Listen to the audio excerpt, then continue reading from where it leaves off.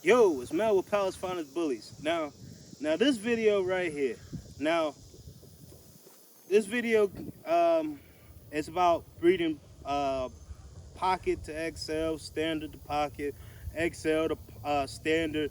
It's about breeding sizes. It's about breeding categories, and it's about the breed, man. Now, obviously, I have bred a standard to a classic. I have bred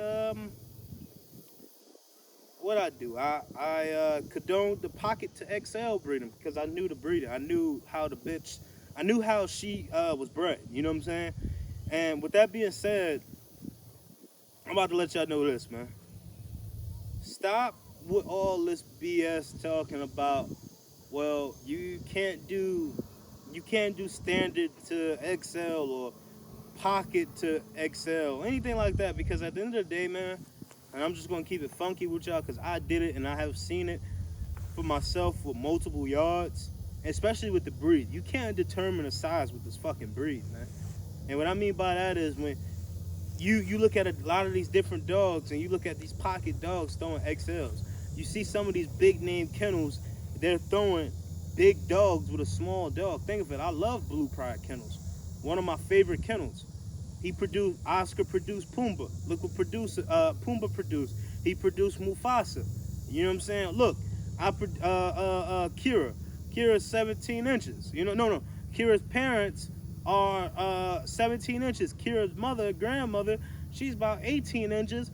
But look who she was bred to, Denzel, who was a pocket. So that means Denzel bred to a 17-inch dog, produced 17-inch puppies, and they're all 90 plus pounds. Well, Kira's daddy is 70 pounds and Kira's mama is 90 plus pounds. You know what I'm saying? 90 pounds. You know what I'm saying? 90-pound girl. You know what I'm saying? Then I got a homie. You know what I'm saying? Out in Florida. He takes his girl and he produces a stand. He takes her to a pocket, right? And his girl's a standard. He fucking gets XLs because of the blood. You see, the biggest thing with breeding is you gotta know the blood behind the dog. You could have a pocket dog with in front of you, but her blood says pocket. I mean, she's a pocket dog, but her blood says XL. Or you could have an XL dog and his blood say standard to pocket. It's an anomaly. It's an anomaly with these breedings, man. You know what I'm saying? Think about it. I just did the Kira the Kira and Taz breeding. I'm having two people say their dogs haven't grew an inch yet, but all the other puppies are growing. Taz, he's a mixture of standard to pocket. Kira has a pocket in her pedigree, but her great grandmother, is a fucking XL. You know what I'm saying? And I'm sorry, man. I just get so driven with these videos, especially with this type of video, because a lot of people, they don't understand that when you're breeding, you're not just looking at the dogs that's in front of you. You're looking at the pedigree. I don't care if you're looking at an ABKC pedigree, a UKC pedigree, a BBCR pedigree, a WBA pedigree, a UBKC pedigree, a ADBA pedigree. At the end of the day, you have to learn how to read a pedigree, and you got to learn the dogs that's in the back of the pedigree. You got to learn the blood that's within your dog's pedigree. So with me, I know that Kira has the potential to produce a 17 to a 22-inch dog or a 20-inch dog. Kira has XL in her blood. You know what I'm saying? But she also has pocket in her blood. So you got to understand the difference, or you got to know the bloods that's in your dog that makes the pedigree or makes your dog. You know what I'm saying?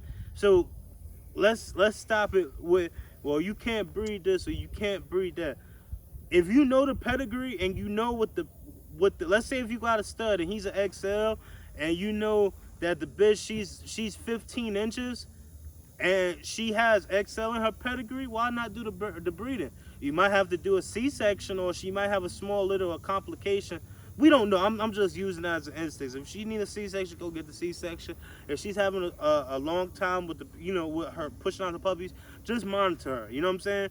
But long story short, don't give these don't if you don't know nothing about the blood, or you don't know what's in your dog's blood, stop talking, please.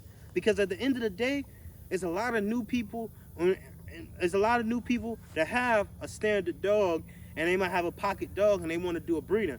Or if you look at the OGs of the breeders, like I'm gonna use my brother Oscar. Oscar has made plenty of big dogs with his one little pocket dog. You know what I'm saying? And think about it, Remy. Remy, what, 17, 18-inch boy, and Remy has 14-inch kids out here. You know what I'm saying? Remy has XL kids out here. Remy has standard kids out here. He has classic kids out here. You know what I'm saying? Think about it. Hurricane, who I use for Fats, Hurricane Fats. Ty had big dogs. You know what I'm saying? But he still had a pocket on the yard that when he did his breeding, he produced Logic. He produced, I forgot the one girl, Oracle. You know what I'm saying? Think about it. Stick with it, Peanut. You know what I'm saying? Peanut was a small dog. He produced big. Think of it, Paco. Paco produced big. You gotta know the blood in your dog.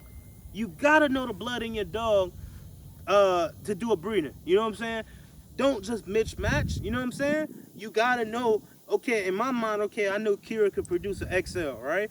I could go take her to an XL stud, and we might come out with a 50-50. We might have like 5 puppies come out XL, 5 puppies come out standard. It all depends. Or if I take her to a small dog, if I take her to a heavy Paco dog that's 14 inches tall, I know for sure Kira is gonna throw pockets. So it's just, you gotta know the blood. You know, you gotta know the breeding sizes, and you gotta know the blood to order to throw that size. Now, if you got big on big dogs, if you got straight XLs, okay, you're gonna produce an XL. You know what I'm saying? But even still with XLs, you can have an XL breeding, and you might come out with a standard. And think about it, some of your best XL breeders, some of the best XL breeders have standards on their yard. Because it's a size thing. It's a size thing and it's a blood thing. You know, it's a size and a blood thing. If you don't know the size and if you don't know the blood of the dog, you should do more research. You shouldn't even be breeding. Now I didn't want to put that out there to be negative, but that's one thing. When you're breeding, you gotta know research. And I'm not no Dr. Phil. I'm no OG.